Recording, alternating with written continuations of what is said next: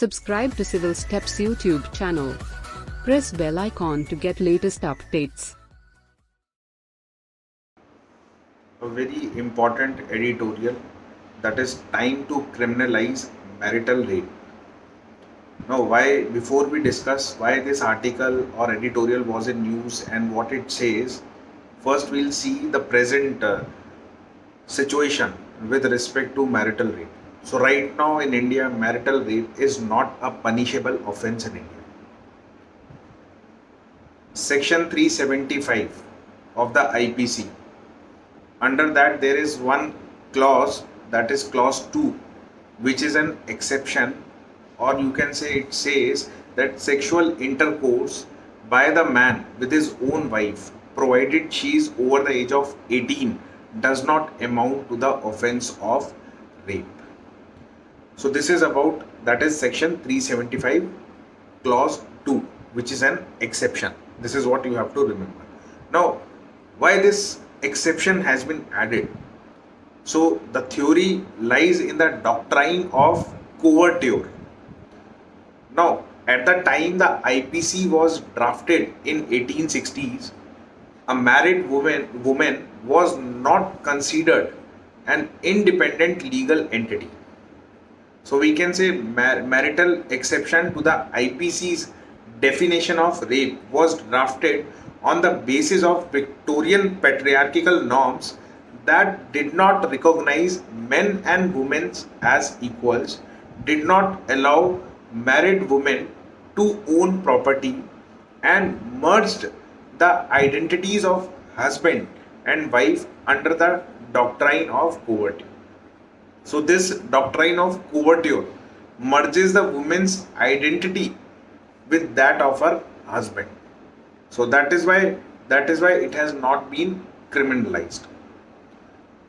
Now, if I talk about my opinion, right now it must be criminalized. That marital rape must be criminalized. Why I am saying this? Because if you see the case of adultery, right now it has been decriminalized. Or if I recall the famous judgment of Supreme Court, that is Joseph Shine versus Union of India 2018,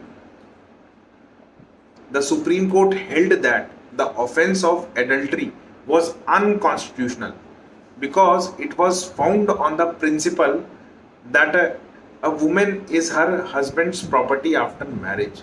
So what we can say again, this judgment declined the doctrine of coverture, which identified or which states women's identity with her husband. So when we can decriminalize adultery, so why not we make marital rape as a criminal? So now we'll discuss why this article was in news or editorial was in news, and it is important for your mains also. Reason is very simple, because right now we have two judgments in last 10 days. One is from Kerala High Court and another is from your Chhattisgarh High Court. Now what Kerala High Court says? The Kerala High Court held that acts of sexual perversion of a husband against his wife amounted to mental cruelty and was therefore a good ground to claim divorce. So Kerala High Court favors it, that marital rape must be criminalized. Whereas Chhattisgarh High Court, while discharging an accused husband, held that the charge of a rape framed under section 376 of the IPC was erroneous and illegal, as it was covered under exception 2 to section 375 and wife was not under 18 years of age.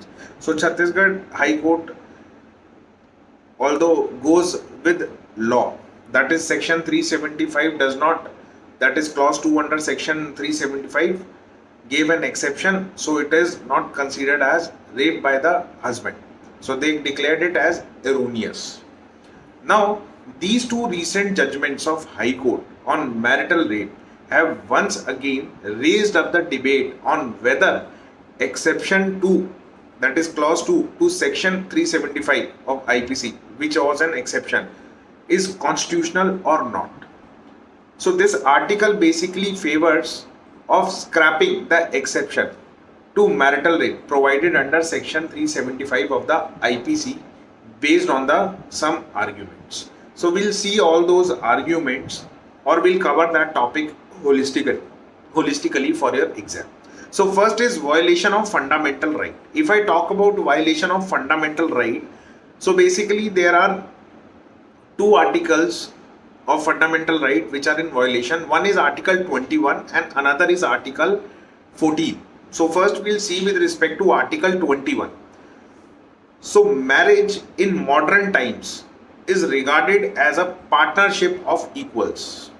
So it is an association of two individuals, each of whom has a separate integrity and dignity. So the violation of the bodily integrity of a woman is a clear violation of her autonomy and is a violation of article 21 of the Constitution. So this is first ground which says that marital rape must be criminalized. Even though many legal amendments have been done in criminal laws for the protection of the women, the non-criminalization of marital rape in India undermines the dignity and human rights of women. So now we'll discuss, there are three famous judgments which also favors in criminalizing the marital rape, or you can say which says that it is a violation of article 21. So first case is in the state of Karnataka versus Krishnappa, where Supreme Court held that the sexual violence, apart from being a dehumanizing act, is an unlawful intrusion of the right to privacy and sanctity of the female. So this is what it says in this case. Now in the same judgment, it held that non-consensual sexual intercourse amount to physical and sexual violence. Second important case is that is Suchita Srivastava versus Chandigarh administration.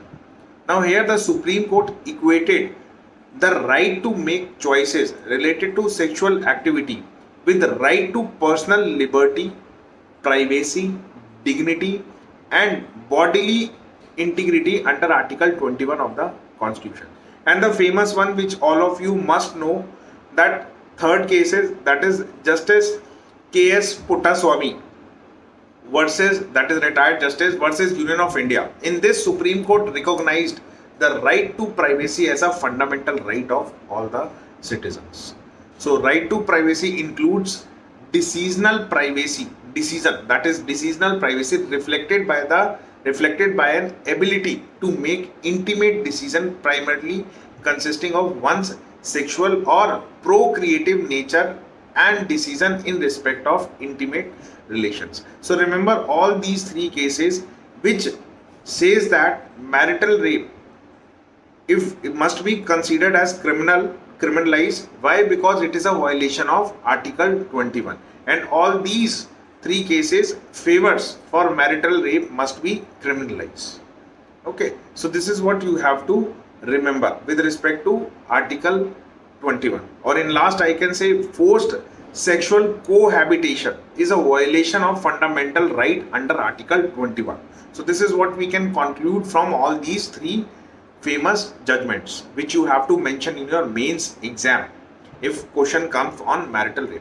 Now next I told you about that it is violation of Article 14 also. Now if you see that marital rape violates the right to equality which is enshrined in Article 14 of the Indian Constitution. How? Why? Because giving exception, like what I told you in section 3, that is section 375, we have given clause 2 which is an exception. So this exception creates two classes of women based on their marital status and immunizes action perpetrated by men against their wife. So in doing so, or you can say in giving such exception, it makes the possible the victimization of married women for no reason other than their marital status, while protecting unmarried women from those same acts. So action, right to equality. So these are the two violation. Next, what ground it says article, they says about international practice. So if you see international practice, so marital rape is a criminal offense in South Africa, Australia and Canada, among other countries. So if I say today marital rape has been impeached or criminalized in more than 100 countries, but unfortunately India is one of the only 36 countries where marital rape is still not criminalized. So total 36 countries which has not criminalized marital rape. So India is one of them.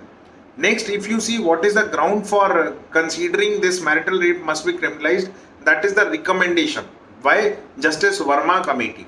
So you know all about Justice Verma Committee, which was formed in 2013 to recommend that for exception for marital rape must be removed. So Justice Verma Committee also recommended that this exception, that is under clause 2 of 375, must be removed, or you can say marital rape must be criminalized. Next is NCRB report. If you go with NCRB report, what you will see that domestic violence in India is an entrenched or serious problem, and it has only been exaggerated in recent years. Now, according to NCRB Crime in India 2019 report, the latest one, about 70% of women in India are victims of domestic violence. So it is 70%.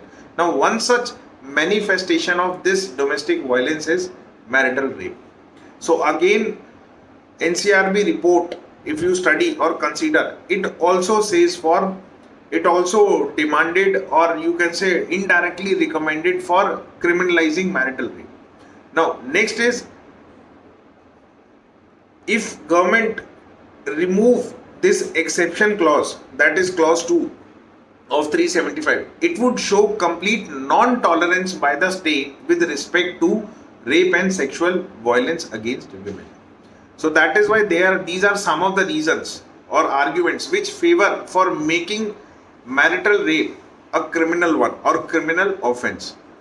Now we have seen the argument which favor criminalizing a marital rape. Now there are some arguments also which defavors it, or they want that it must not be made a punishable offense. One argument is that once marital rape is criminalized, it may lead to filing of false charges against husbands, and also it will be very difficult for the police to prove such cases beyond reasonable doubt. So this is the counter argument. Commonly, another argument is that by the government, which has been given by the government, that for preserving the marital rape exemption, means government says that why it is not made criminal or why it is not a punishable offense. Why? Because they said that recognizing marital rape as a criminal offense would destroy the institution of marriage. So seeing this government stand, so there is again one famous Supreme Court judgment, that is Independent Thought versus Union of India, where Supreme Court observed that marriage is not institutional but personal. Nothing can destroy the institution of marriage except a statute that makes marriage illegal and punishable. So here Supreme Court counter the argument of government which says that it destroy the institution of marriage. Okay, so Supreme Court says only law can destroy the institute of marriage. So marriage is personal, it's not an institution. Now at last we can say Indian law now affords husband and wives as a separate and independent legal entities, as we have already talked about in adultery case. So there they have seen wife and husband as independent identity, and much jurisprudence in the modern era is explicitly concerned with the protection of women. So therefore it is a high time that the legislature should take cognizance of this legal infirmity and bring marital rape within the purview of rape law by eliminating section 375, that is clause 2, which is an exception of IPC.